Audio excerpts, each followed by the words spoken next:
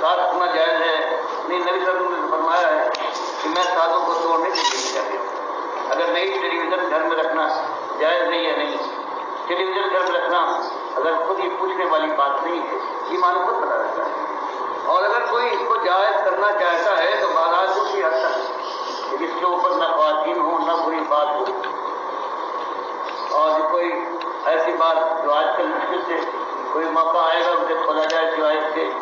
کر کے میچ دیکھ رہے ہیں کافی، اور کوئی آج کل تو مشکل سے کوئی شخص ہے